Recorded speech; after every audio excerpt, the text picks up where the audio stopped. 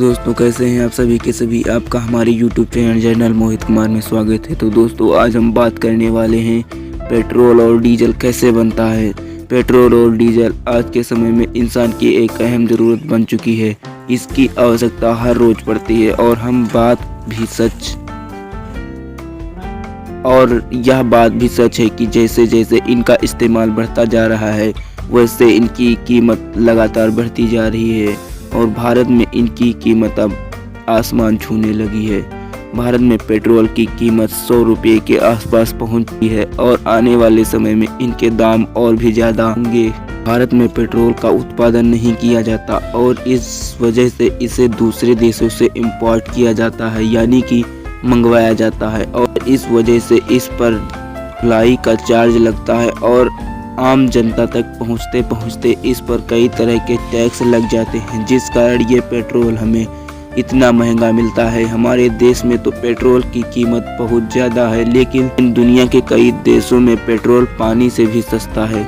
जी हाँ, जिन देशों में पेट्रोल का उत्पादन किया जाता है वहाँ पर पेट्रोल की कीमत बहुत कम है, जैसे कि अरब देशों में। बता दें कि जिस स्पीड से हम पेट्रोल और डीजल जैसी चीज़ों का इस्तेमाल कर रहे हैं, अगर हम इसी तरह इन्हें कंज्यूम करते रहें तो आने वाले करीब 40 सालों में ख़त्म हो जाएंगे। ज़मीन के नीचे पेट्रोल डीजल कुछ भी नहीं बचेगा, क्योंकि ये सब चीज़ें धरती पर लिमिटेड हैं। जैसे जैसे पेट्रोल और डीजल ख़त्म होता जाएगा वैसे वैसे इनके दाम लगातार बढ़ते जाएंगे। आज के समय में हम सब पेट्रोल और डीजल पर ही जितनी भी चीज़ें हैं, जैसे कि सब्जी भाजी, फल और तेल वगैरह, इन सब को बड़े बड़े ट्रक में भरकर एक शहर से दूसरे शहर लाया और ले जाया जाता है, जिनके लिए ज़रूरत पड़ती है ईंधन, यानी कि पेट्रोल और डीजल की, जो धरती पर बिल्कुल सीमित लिमिटेड है और बिना ईंधन के कोई भी वाहन नहीं चल सकता। जब ईंधन के दाम बढ़ते हैं तो इसके साथ साथ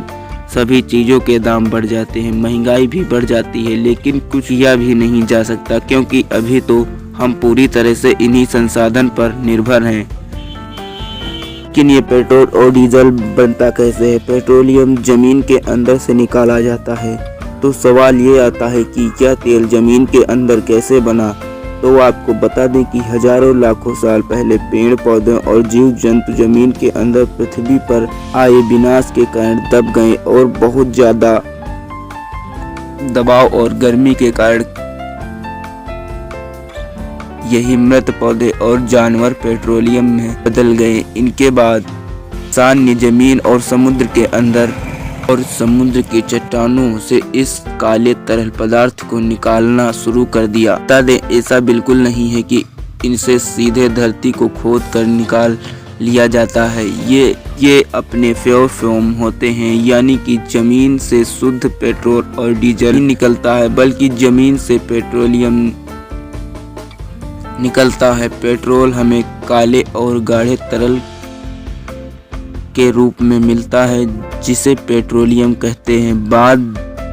बता दें कि पेट्रोलियम एक लैटिन भाषा का शब्द है जिसका मतलब होता है चट्टानों से निकलने वाला तेल। पेट्रोलियम कहते हैं इनके से कच्चा तेल यानी क्रूड ऑयल निकाला जाता है। इस तेल में पेट्रोल, नैफ्था, केरोसिन, डीजल, मोम, पिच जैसी चीज़ें होती हैं।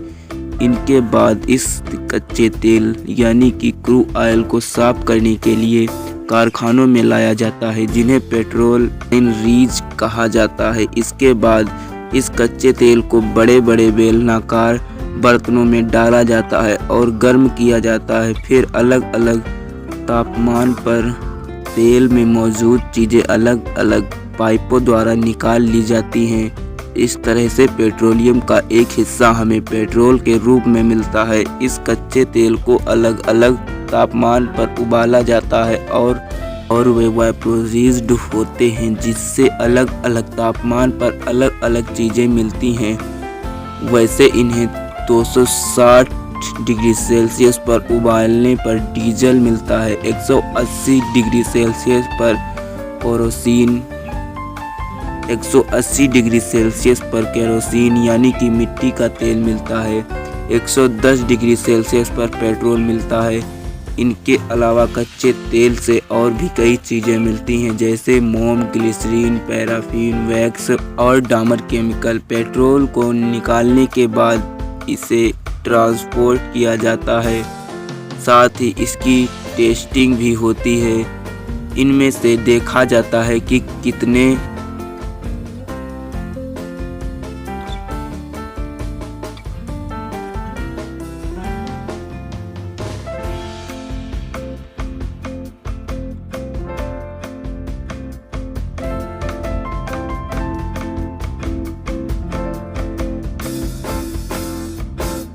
ओक्टाइन का पेट्रोल है और फिर इसे पेट्रोल पंप पर भेजा जाता है। बता दें कि कच्चा तेल समुद्र और जमीन दोनों पर ही मिलता है, लेकिन ऐसा नहीं कि दुनिया में हर जगह कच्चा तेल। दुनिया में कुछ ही जगह है जहां से कच्चा तेल मिलता है। अमेरिका और रूस में भी कच्चे तेल का उत्पादन होता है, लेकिन दुनिया में सबसे ज्यादा कच्चे तेल का उत्पादन अरब देशों में ही होता है। पेट्रोल और डीजल का एक बार इस्तेमाल होने के बाद इन्हें दोबारा रिसाइकल नहीं किया जा सकता, यानी कि सिर्फ एक बार इस्तेमाल होने वाली चीज है।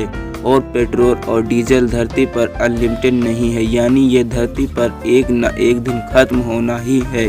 और इस वजह से अब इलेक्ट्रिक गाड़ियों का निर्माण हो रहा है, जिससे कि आने वाले टाइम में जब पेट्रोल और डीजल जैसी चीज़ें खत्म हो जाएंगी, तब भी हमारा काम चलता रहे और हम सिर्फ पेट्रोल और डीजल पर निर्भर न रहे। तो आशा करते हैं आप समझ गए होंगे कि पेट्रोल डीजल कैसे बनते हैं और पेट्रोल से क्या क्या चीज़ प्राप्त होती है। उम्मीद है आपको यह जानकारी पसंद आई होगी। तो धन्यवाद दोस्तों। अगर आपको वीडियो पसंद आया हो तो हमारे चैनल को सब्सक्राइब अवश्य करें और बेल आइकन के निशान को दबाना न भूलें, ताकि इस तरह के और वीडियो आप तक पहुँचते रहें।